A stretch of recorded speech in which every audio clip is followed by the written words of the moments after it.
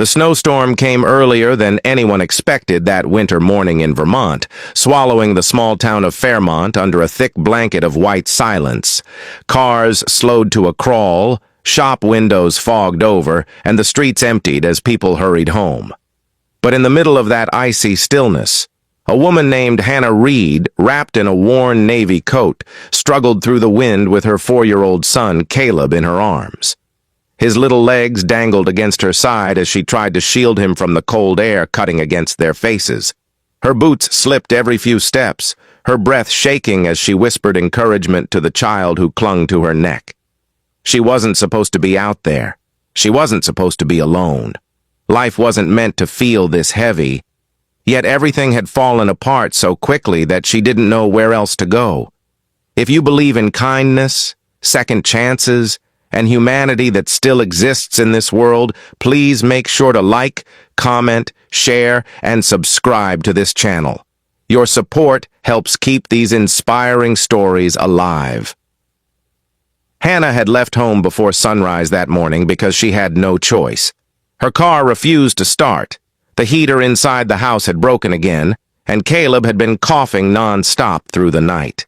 She knew he needed medicine, warmth, something better than the crumbling duplex they had moved into after her marriage collapsed 6 months earlier. She had no family left in Fairmont, no close friends, just a job as a hotel housekeeper and a few neighbors who nodded politely but never truly noticed her. Life had been harsh in ways she never imagined, especially after her ex-husband walked out without explanation, leaving her with bills, responsibilities, and a boy who asked every night why his father didn't come back. So Hannah carried Caleb through the snow because she could not bear to watch him shiver in that cold house any longer.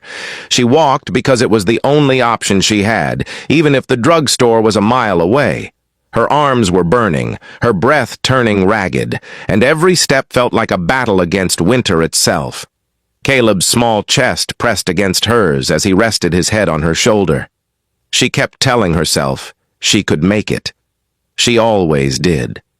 She had faced worse storms before, storms of heartbreak, storms of fear, storms of abandonment, but this one felt like the last straw breaking her spirit. Halfway down Maple Avenue, right as her knees trembled, she slipped slightly on a patch of ice. She gripped her son tighter and closed her eyes for a moment, fighting tears she refused to let fall. She couldn't fall, not with Caleb in her arms. She whispered a prayer, asking for strength, just enough to take a few more steps. That was when she sensed someone approaching from behind. A tall man in a long brown winter coat walked toward her. His footsteps were slow, steady, almost cautious. His face carried a calmness that contrasted sharply with the storm around them. His dark hair was dusted with snowflakes, and he had the kind of presence people noticed even if they didn't want to. Hannah held Caleb closer, unsure whether to keep walking or step aside. Trust did not come easily anymore. People had failed her too many times. But the man stopped a few feet away, hands visible, expression gentle, no force, no pressure, no expectation, just quiet concern. He stepped a little closer, leaned in without invading her space, and whispered softly through the icy air, "Let me help you."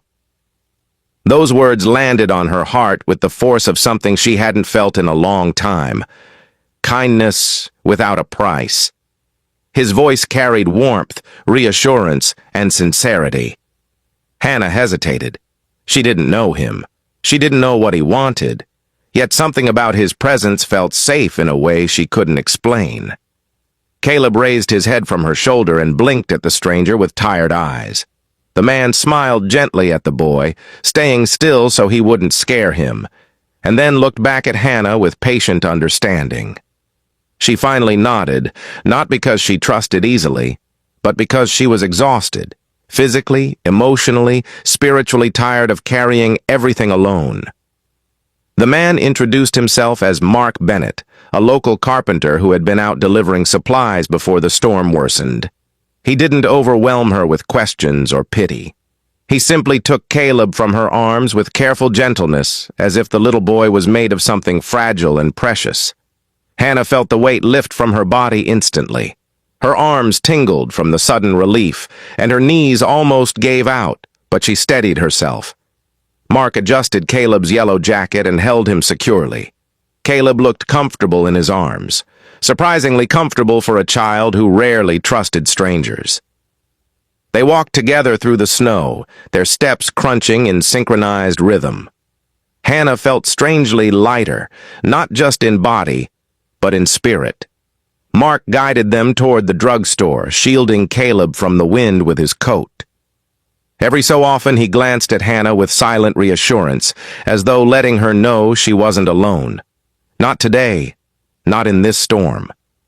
When they reached the store, he didn't walk away. He stayed until Caleb's medicine was purchased, then offered to drive them home in his old but warm pickup truck parked nearby. Hannah hesitated again, but Caleb leaned toward him instinctively, and something inside her softened. The ride back to their duplex felt surreal. The heater hummed, the windows fogged slightly, and Caleb fell asleep in the back seat, finally breathing calmly. Mark asked nothing intrusive, only if she needed help fixing the heater at home since he was good with repairs. She almost refused out of habit. Years of managing everything alone made her defensive, but then she remembered the freezing nights, the broken thermostat, the way Caleb shivered even under layers of blankets. She agreed quietly. When they arrived, Mark carried Caleb inside and got to work immediately. Within an hour, warm air filled the small home, thawing the cold corners of Hannah's heart, along with the walls around her. What touched her most wasn't the repair. It was the way Mark moved with intention, respect, and no judgment. He didn't look at the peeling wallpaper or the second-hand furniture with pity. He didn't comment on the worn-out toys or the stack of unpaid bills on the counter. He simply helped because it was the right thing to do. When he finished, he handed her his phone number, not with expectation, but in case she ever needed help during the winter. Then he stepped outside into the fading storm, leaving behind warmth that lingered long after he drove away. Over the next weeks, Mark checked in occasionally, not too much, just enough to remind her that kindness wasn't a myth. Hannah found herself waiting for those small moments of connection. Caleb began smiling more, asking when Mr. Mark would visit again. Slowly, gently, a friendship grew between them, built not on romance or desperation, but on sincerity, respect, and shared understanding. Hannah began to see that not every stranger was a threat. Not every man walked away. Some walked into your life during your hardest storm and stayed silently, patiently, offering help without taking anything in return. Months later, as spring blossomed across Fairmont and the snow finally melted, Hannah realized her life had changed in ways she never expected. She wasn't alone anymore. Caleb had someone he trusted, and she had discovered that sometimes God sent help in the most unexpected ways, through a quiet stranger on a snowy street who whispered, "Let me help you," at the exact moment her strength was running out. If this story touched your heart, please like, share, comment, and subscribe to support more inspiring stories like this one. Your engagement means the world.